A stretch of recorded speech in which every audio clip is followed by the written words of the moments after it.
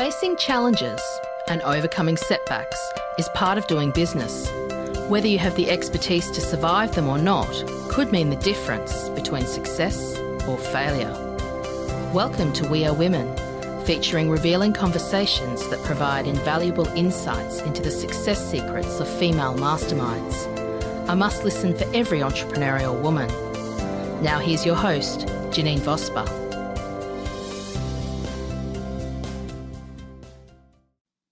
Hi, it's Janine Vosper here, and welcome to this episode of the We Are Women podcast. I have the beautiful Elle Nagy with me, and Elle is a self-leadership practitioner who specialises in supporting pioneering business leaders to remember and reclaim who they truly are so they can turn their hidden fears into power and create iconic legacies and experience unbridled satisfaction. That's one of the coolest things in any business, is that you love what you do. She's discovered that behind the fear lies freedom, and within tribal fear lies power. So just from that little bio that doesn't tell you much, we're going to dig down a little bit more. You can see this is going to be a very interesting interview and conversation. Welcome, Elle. And it is Elle, not Elle. Is my correct? It's Elle. It's Elle. That when you see the notes and you look at the spelling of both of those, you won't blame me for maybe not pronouncing it correct. So I have people saying Elle Nagy. You know, it's all good. It's just a name. It doesn't define me. So whatever goes. Well, welcome, Elle. That's really lovely having you on. I know I met you on an online networking event that you hosted a few weeks ago, and we talked about and promised that we would have this conversation. So I'm very pleased that we can. And tell me about you. There's obviously an accent there that we might pick up on, and and I know you are living in New Zealand now, but that's not the accent. So what's the story? What's the Elle story? What's the Elle story? Elle was born in deep, dark Africa, in the country known as South Africa. And as with a lot of us, finding ourselves at this time not feeling home. So even though I was born in South Africa and lived there for majority of my life, it never felt like home. I never felt like I really belonged in the culture. I didn't feel like I was ever safe there. And I knew at one stage it was time to leave the country. Now, I'd done a trip to Ireland for a year, and that wasn't home either, and ended up back in South Africa. And then one day I literally sat on the bed and I was like, okay, universe, where am I supposed to go? And I picked up my cell phone and I went onto Pinterest, and there was a picture of an amazing bike ride with a bike that looked just like my mountain bike. And I was like, oh, we're going to go there. And I clicked on the button and it said New Zealand, and I jumped off the bed. I remember it like it was yesterday. And I ran into the lounge where my now ex-husband was. And I was like, you need to start applying for jobs. We're moving to New Zealand. And he's like, okay, well, that's crazy. I don't think we can move. I don't think we qualify. I was like, no, you have to apply, and we're going to be there by Christmas. And it was the 1st of August. And he just said, you're nuts. And 2 weeks later, he had his job offer signed, and I was here by November. So yeah. Wow. It's amazing when you put something out into the world and it's meant to be, how easily it flows, isn't it? And it was easy, and it was a case of, it was a non-negotiable for me. I mean, to the point that I would go running and listen to the haka on my earphone. Well, that's certainly motivating, because it's... I was like, I'm doing this, baby. And every time that he came up with a obstacle, I just kept on going, just keep the faith, just keep the process, just keep moving forward. And even his passport literally arrived half an hour before he had to leave for the airport to get on the flight. Otherwise, he wouldn't have made it. And all the time, he was like, oh, we can't, it's not, I'm like, keep the faith, keep going. It's happening. I'm hearing this. It is, and yeah. So do you have family too, Elle, children that came with you? I have two boys. They're now 20 and 22. I can't really call them boys anymore. They tower over me like kings. But yeah, they were in high school, just going into high school when we came over. So it was just the four of us that came. Yeah. And they're enjoying it as well? It's been an adjustment. I'm not sure if they will be staying here. Coming from South Africa, and especially Johannesburg, big city life, adrenaline pumping, to New Zealand, which is very small in comparison. I think that they miss adventure, and they have big dreams, big ambitions. I'm not sure New Zealand has the capacity to really deliver on that for them.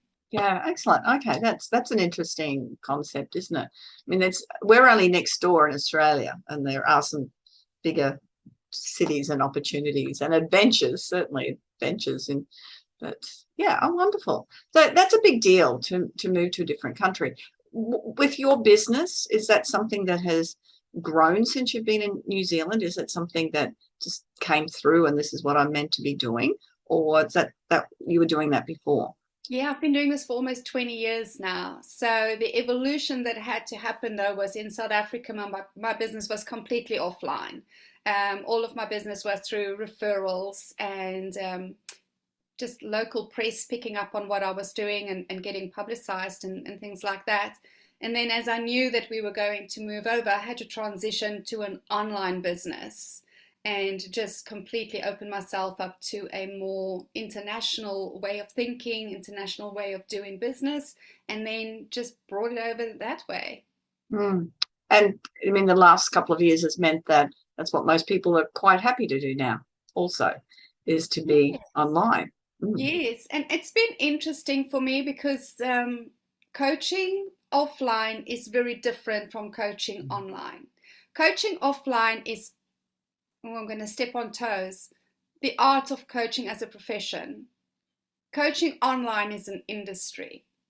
And for majority, it's teaching, mentoring, consulting, not the art of coaching.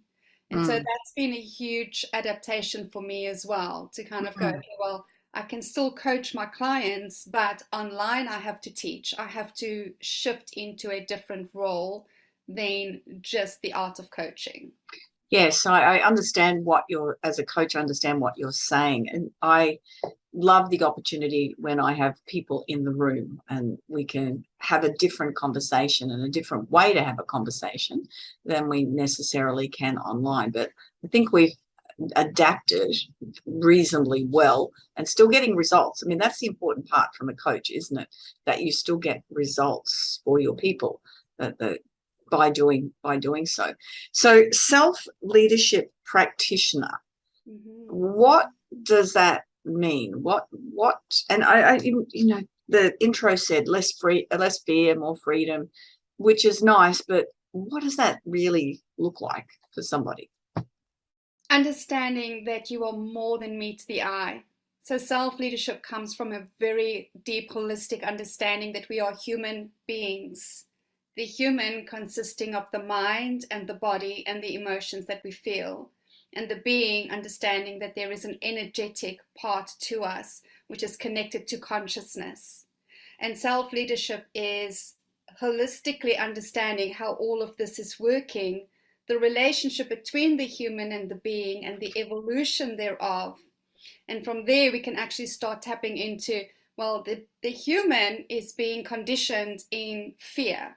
We are living in a fear-conditioned society, which breeds conformity, which breeds us to operate needing motivation and to be driven and to achieve and to prove ourselves worthy. All of this is just tribal fear conditioning. But once you tap out of that into the consciousness of divine love and true potential and who we are in the real creative process, and you then merge these two, that's when you actually start transcending into your space of self-actualization and you consciously create your life.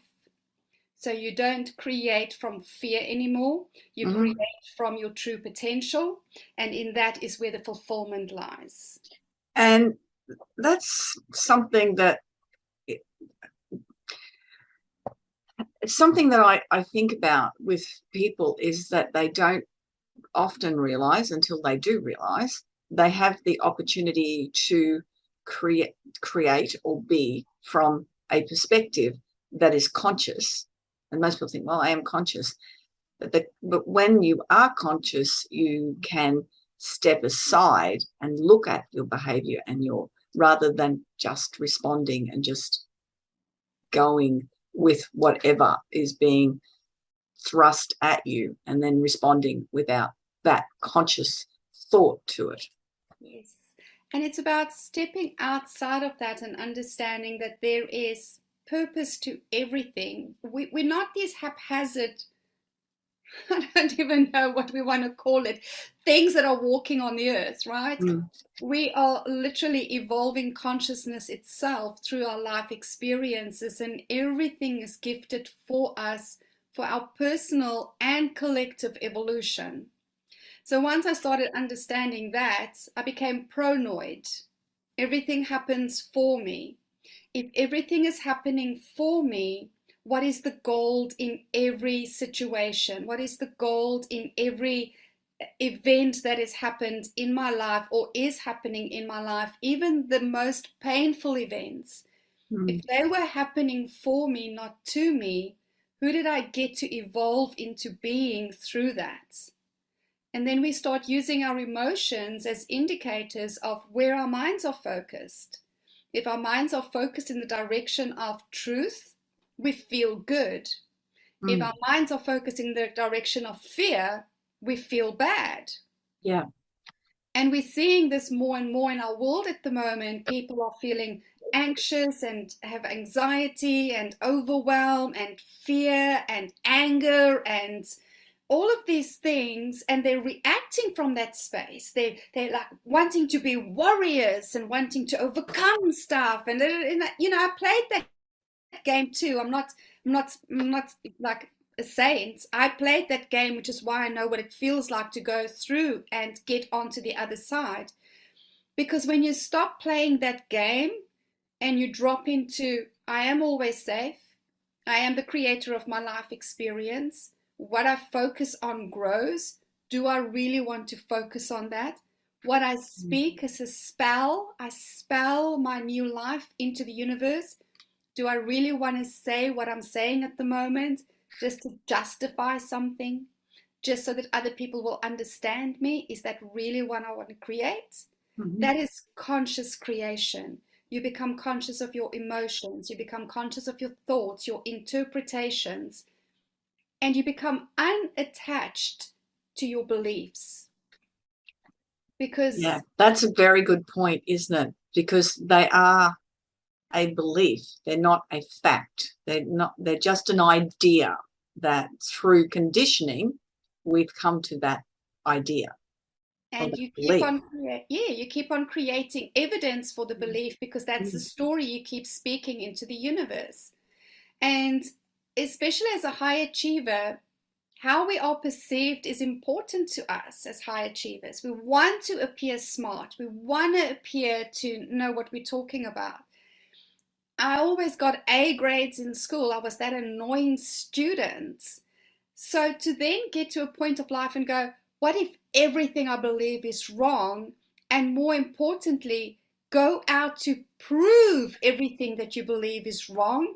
A, is humbling as can be, but B, it's so freeing, because I made the decision. I was more concerned in being happy than in being right. Yeah. Yeah, and that's a hard place to, we say that. I've heard that line many times, used it many times myself, but it is a very difficult place to be. And as you said, quite humbling when you just say that, you know, that everything that you believe is wrong. Yeah, that's an interesting and very challenging space for people to sit in. And particularly over the last couple of years, it's been so polarizing as well. And there's been, it's separated communities and families, and because of those polarized ideas and beliefs. And then for somebody that's holding on strongly to certain beliefs to be able to think, well, maybe I'm wrong, or what I believe is wrong, and then how to sit from a different space there. That's interesting. And curiosity is a grace. So I just became curious. Well, what if? You know, keep on saying I tilt my head, because I do. I do the same. I just looked at. Every time I do one of these interviews, I look at that. I notice I've got my head tilted to a certain way, and then I try and sit up a bit straighter, and I go. But I do, yeah. What if I look at it from this angle, and then what if I look at my belief from that angle? What if I just turned upside down and completely turned it on its head? And all of it is just, and which belief feels better? And which belief feels better? And what I discovered was majority of my old beliefs felt really bad. I felt inadequate. I felt I was never enough. I felt unworthy of love, unlovable. I never felt like this divine, powerful woman with a really influential voice and value to add in every conversation that I bring. And to be able to step into that role is, as you know, that's the power that you're talking about that I did in the introduction, isn't it? It is and the beauty of it is that the power isn't to override anybody else. The power is purely within. So understanding while somebody else is living their story and their beliefs, it doesn't affect you. Yes, exactly. I don't need anybody to be wrong in order for me to be happy. I just need to live in alignment with who I truly am. And every single day I ask myself, and who have I now become? Because every day I still live, every day I still have experiences, and all of that is gold for evolution. And so what sort of techniques do you work with people to help them become more conscious? This is so interesting. I was asked this 2 days ago. What are the tools that you use? And I'm like, I'm not a tool coach. Not a carpenter, hey? It's so interesting because I draw on so much. It literally depends on the person in front of me and where they are and what it is that they need. It always starts with, who is it that you desire to be? Yeah, that's a really powerful question. Who is it that you desire to be? Who is it that you desire to be? So if you had to wake up in the morning and you looked in the mirror and you go, oh my God, I'm so proud of you. I'm so in love with you. You are everything. Who do you see? And I know with, the work that I do, I see a lot of women in particular who would find that very difficult to find that self-belief, that self-love, that unconditional self-love. It's not an easy space. Because they haven't connected to the frequency of love. See, love is not an emotion, and love is not a word. Love is a frequency. And this took me a long time to understand. If you are not connected to the frequency of love, which starts with self, you are not in love, which is why people can't unconditionally love others, which is why they have rules for relationships and rules for the tribe and rules of what has to and has not to. Because once you hit the frequency of love, you love unconditionally, because that's the tone that you set. Okay. Sorry, just on that, I listened to somebody this morning and they were talking about conscious love or conditional love, and one you choose as for other people, but with their children, they described it as instinctual love. You might not even like your children, but there's that instinctual love. Is that something that resonates with you? That I just hadn't heard that before, and I thought, that is just normally when I talk about my grandchildren, I say, look, I love my children. I have to. That came with rules, and I'm in love with my grandchildren, which is a different space. But that hit a note with me this morning. Is that instinctual love? Does that sort of fit? That doesn't resonate for me personally. Okay. I think I have seen way too many women who don't love their children. Yeah. Okay. And I felt a lot of pressure when I never planned on having kids. Mm. And when I fell pregnant, I had all this pressure because everybody goes, oh, don't worry, mother's instinct will kick in, and this will kick in, and that will kick in. And I kept on thinking, it's not kicking in. I am not feeling broody. I am not feeling any instincts. I am not feeling any of that stuff. And I actually went into deep depression after my first child's birth. Right, because of that expectation that society put on you with that. So that sort of negates what this person was saying this morning, doesn't it? And again, if you are not loving, if you're not frequencing on love, how can you instinctually love something else? Maybe we're instinctually feeling protective of that little thing that we've just popped out. Are all women instinctually protective? No, because we are witnessing the opposite of that. Again, are we attempting to put people into boxes by saying, well, this is the actual thing, and then taking free will and personal evolution out of the picture? I came to this life experience, one of my big lessons was love. It took me 47 years to get to a point of lying on a piece of grass in the field and sobbing my heart out and going, I can't carry on like this. Universe, what is going on? And the message was clear. Until you love yourself, you are incapable of love. And that started my journey of love, of really going, okay, now I'm curious. Now I want to figure this out. I want to know, show me all the pieces. Yeah. That term, frequency of love, I need to know more about that. I need that to be able to either sense it or understand what that means to you. And yeah.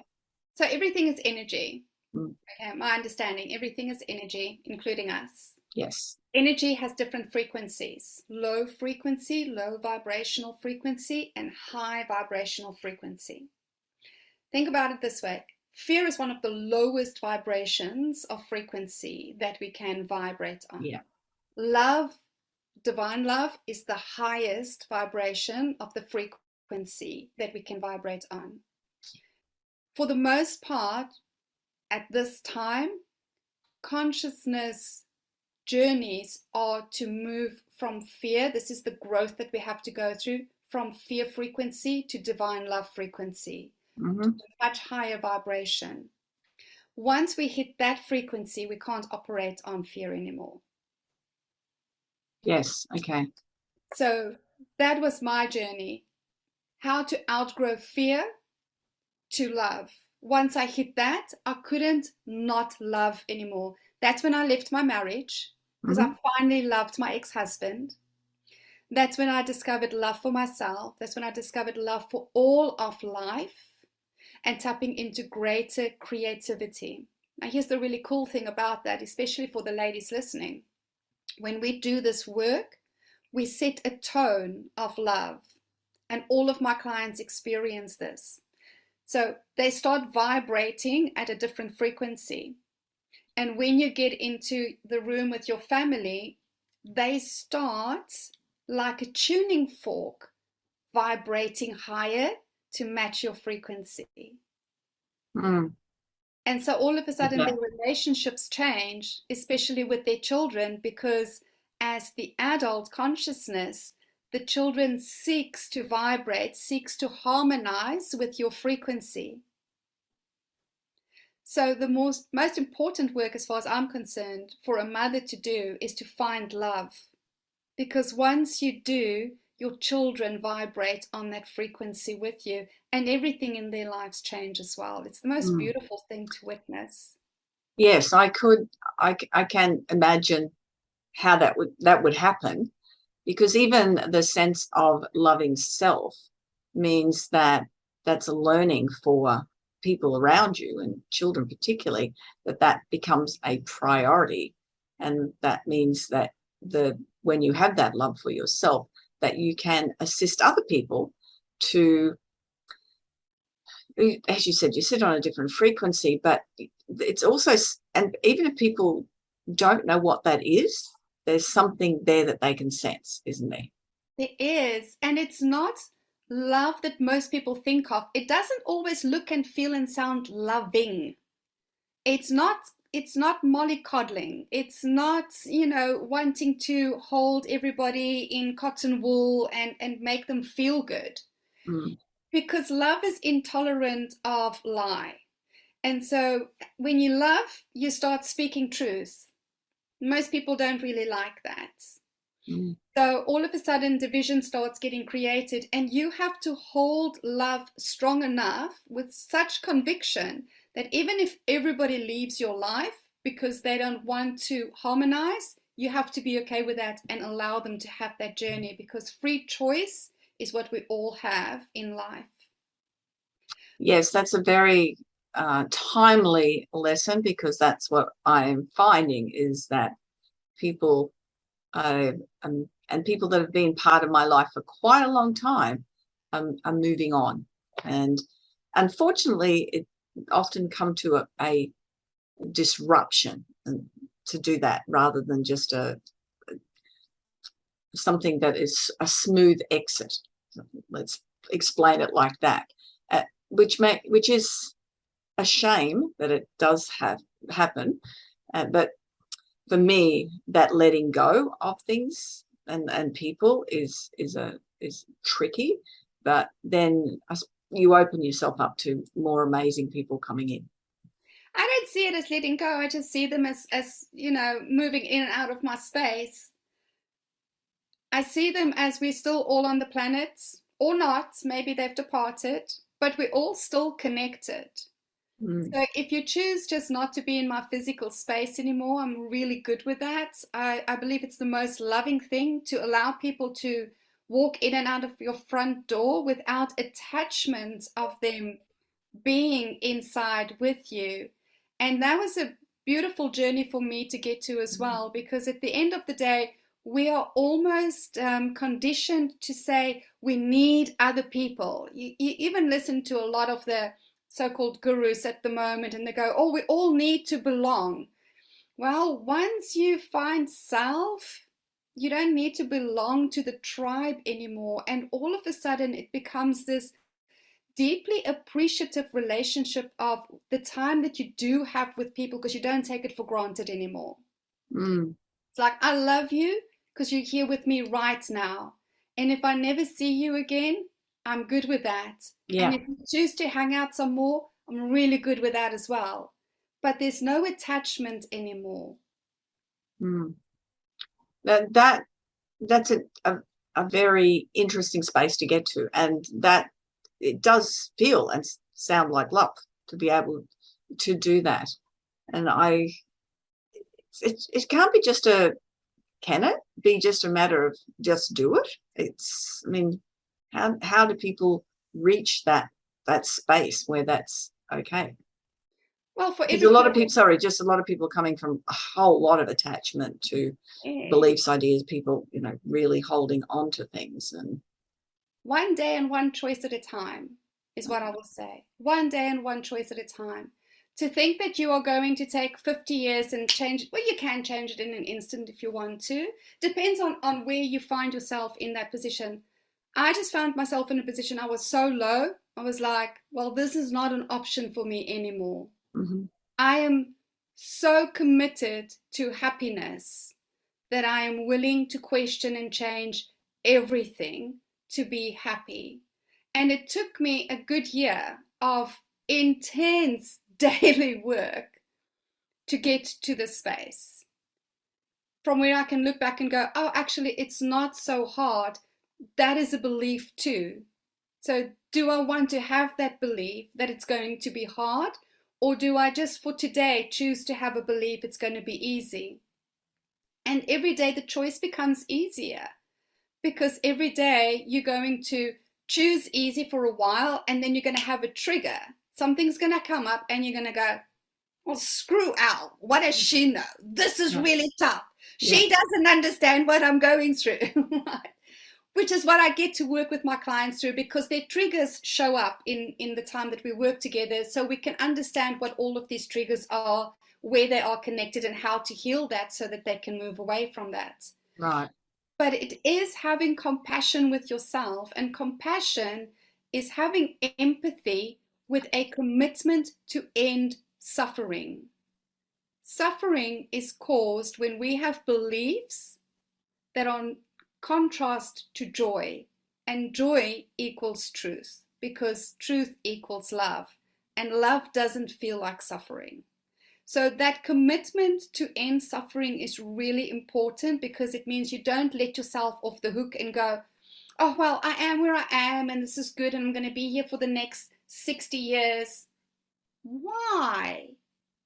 You know, I had a conversation with a lady, and she was working with somebody else who had advised her to, for 60 days, go and find all the misery of family stories for 60 days. And I was like, why would you want to go and suffer for 60 days and then think you're going to feel better?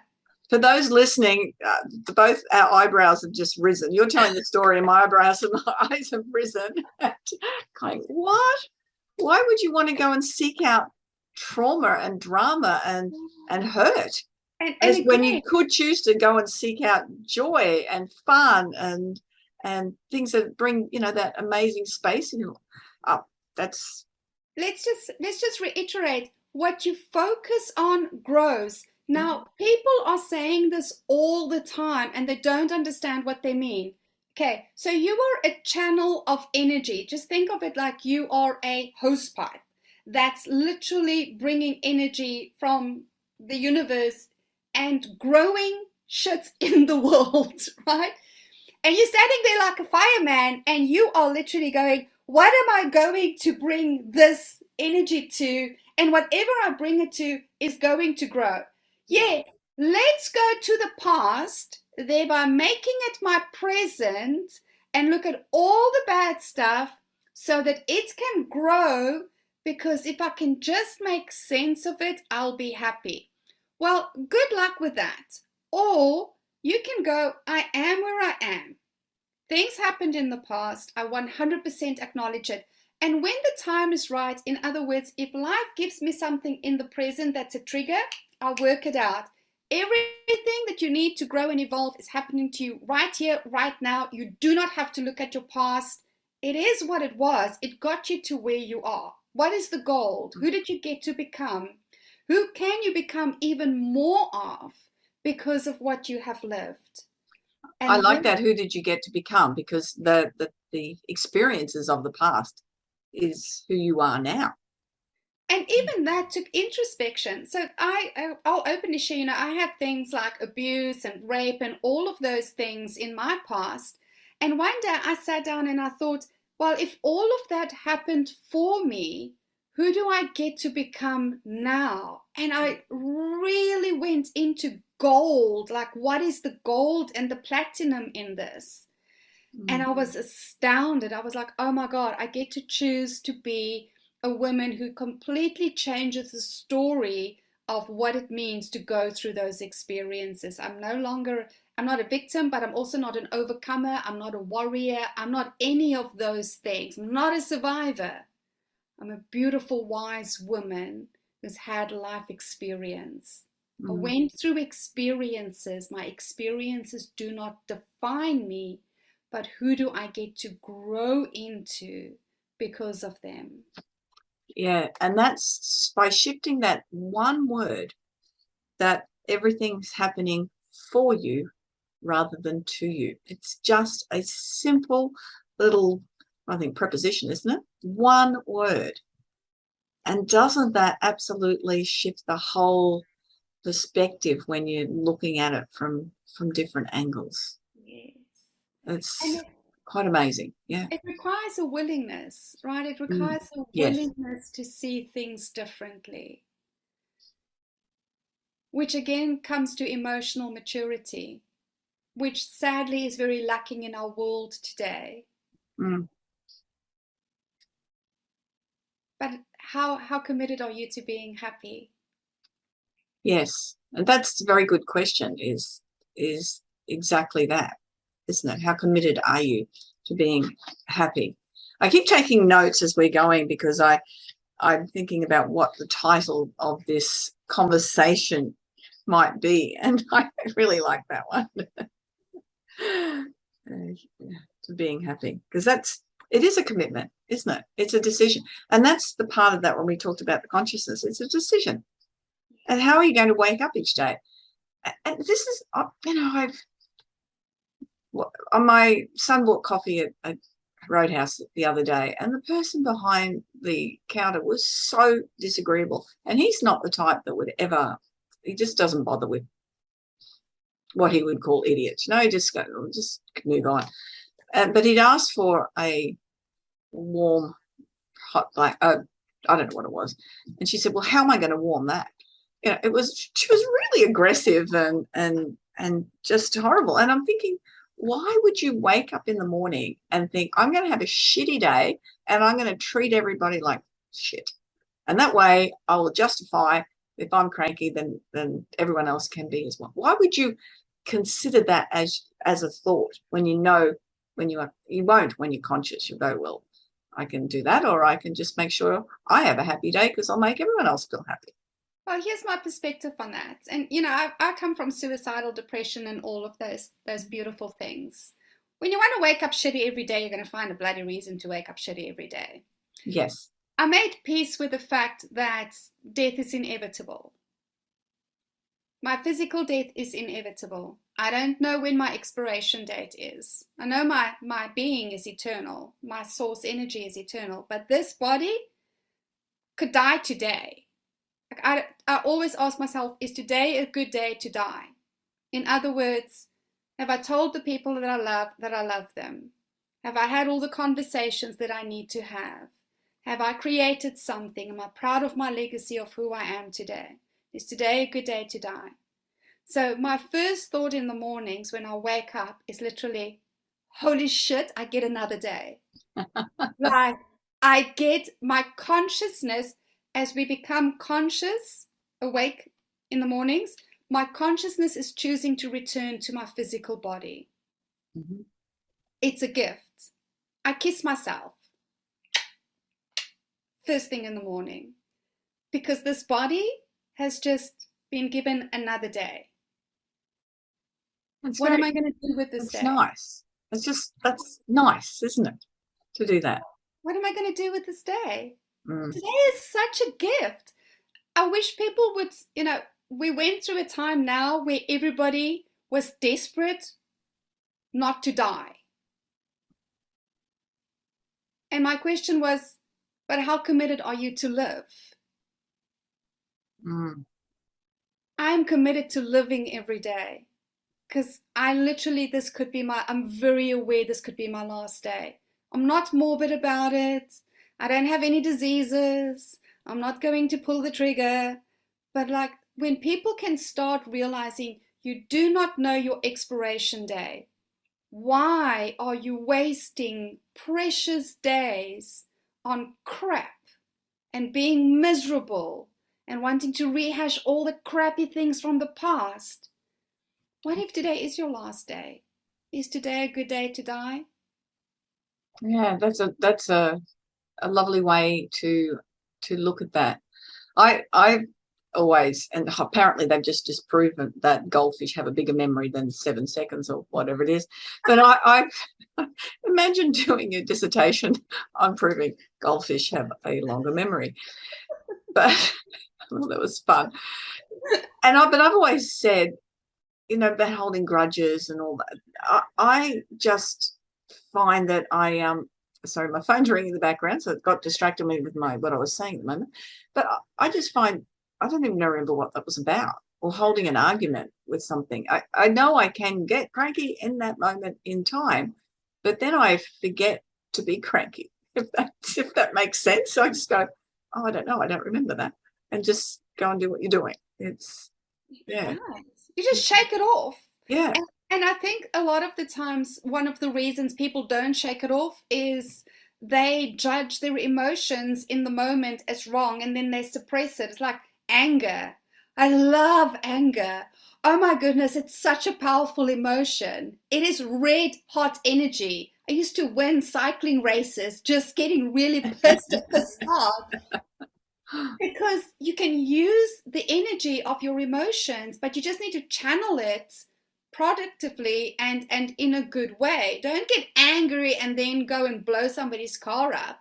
Like, get angry and get on your bike and go ride and work through your stuff, or get angry and you know, get into a state of going, now I'm going to create with this energy. It's potent, it's red, it's pulsating. Let me get this out. And you have to allow the energy to move through your body. That's why people get sick, because the energy gets stuck in their body because they're not allowing the emotion, because it's like, oh my God, she's a woman. She can't be angry. That doesn't look pretty on her. Bitch, please. When I get angry, it's like Mother Nature, tornado, baby. And I use the energy, and then it's done. It's over. It's done. Yeah. Complete. Yes. No, and that is good to be able to fuel it towards something that is creative and makes a different space. You know, I'm thinking about when you said shake it off. I think I don't even shake it off. I don't even shake it off. I just forget. I just forget that I'm in that space. You know, I'll go back to what I was doing and just go. Life is so short, people. Yeah. Life is so short. It's like I'm turning 50 in 2 days. Oh, happy birthday for 2 days. Thank you. And I'm thinking 50 years went like this. I feel like my life is only getting started. I feel like I'm only ready to get started. And yet 50 is longer than what a lot of people live. Yes. Yeah. That's interesting thought. And that's the thing also, is when you're finding, you know, joy and out of each day, and joy out of having conversations like this, joy having the people that you meet. And the other day I just put a post-it, I just went out and hosed my vegetable garden. You know, the joy in doing, I could do that regularly, but I was focused on how much I was enjoying it, because I'd been doing some accounting and that wasn't bringing me a great deal of joy, and it just wasn't my scope of things to do. But it was, I'm sure where I'm going with this now, but it's that sense of there's so many other things out there that you can just focus some energy into. And as you said, what you focus on grows, and it's much nicer to be in that space.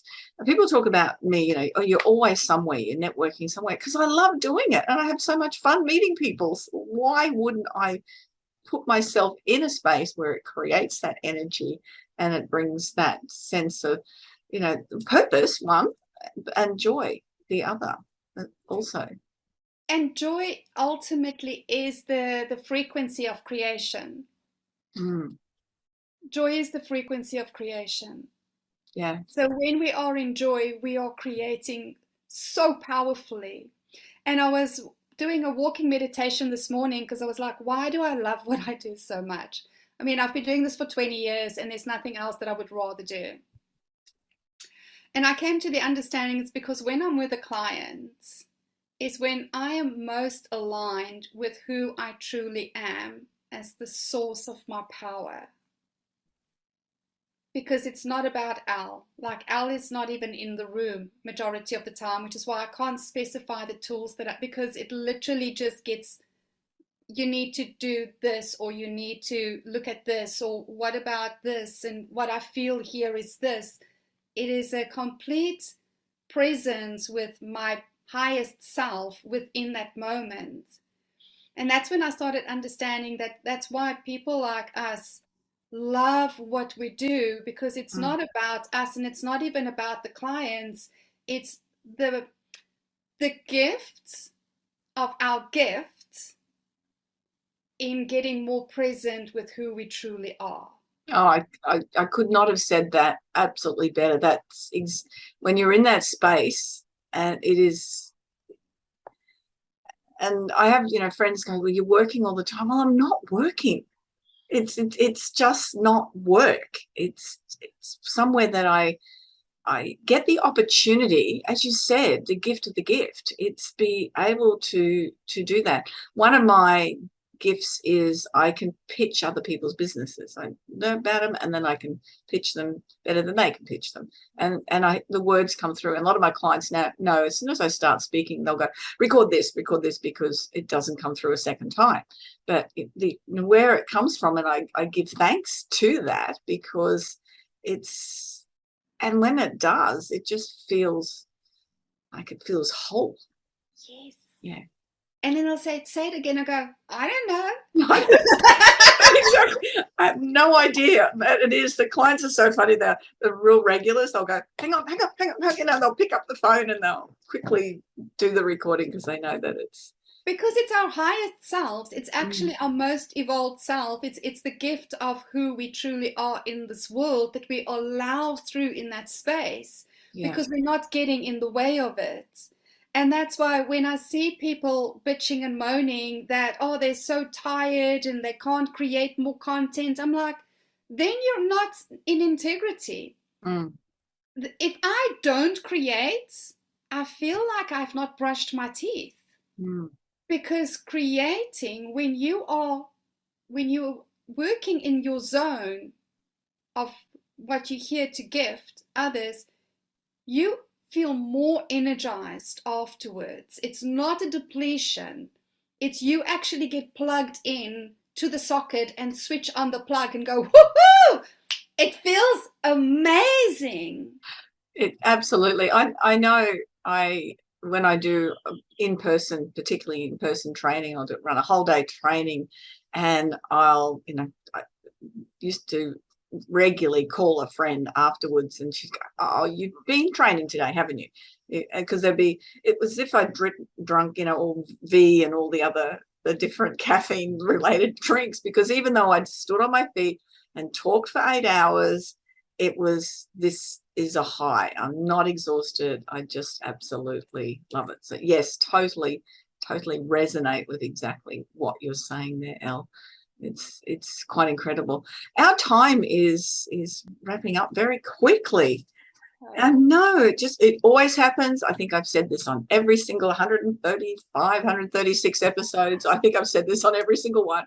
Wow, that time went really quickly. And it's because I get some beautiful guests who've got amazing information to share, and the conversation is just so worthwhile for people to hear and to think about how they might be turning up, and how they might, in your case, how they can be, with what you're saying, how they can be conscious. We always do 3 takeaways. What do you want people to really take away? You're a human being. You're a human and a being. You always have choice. Yeah. Nobody can take that away from you. Everything happens for you. Everything happens for you. I absolutely love that, because I think that just switches it full 180 degrees from what people think. It's just been just wonderful talking with you. How can people get in touch with you? What have you got happening that people might need to know about? And as you said, you're online with everything now. People can join you from all around the world. Absolutely. So LinkedIn is always a good space to connect with me. And what I always say to people, don't just follow me, connect with me, get on a coffee call, get to know me. I really love people. I don't believe in the follower thing. I'm not a sheepdog. So LinkedIn is always a really good space to connect with me. My website is always a good space to go to as well, directionu.co. I do blog every single day. Not always the prettiest blog. Sometimes it feels like a real tortilla slap, and other times it feels like I'm kissing you. So you know what I'm going to get. And then, there's the opt-in on my website for the Spiral of Thrive, which I highly recommend everybody do. It's It's a deeper understanding which I received after using the wheel of life for such a long time and going, well, actually, no, there is a flow to energy in a very specific order.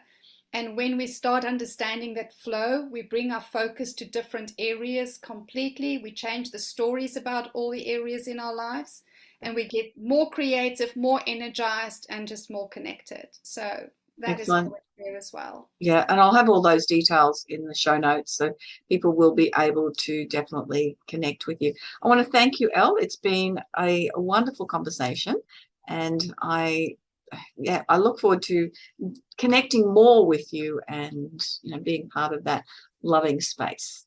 Absolutely, Janine. Thank you so much for having me. This has been a blast. Thank you so much. Thank you.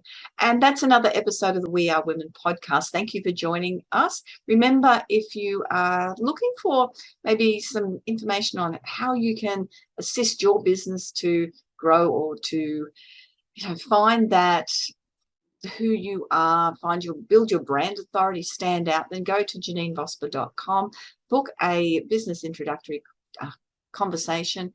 And if I can't help you, I have got so many experts on the books who will definitely be able to recommend you to. Have a fantastic day, night, wherever you are in the world listening to this. And I look forward to you joining us next time on the We Are Women podcast. Cool.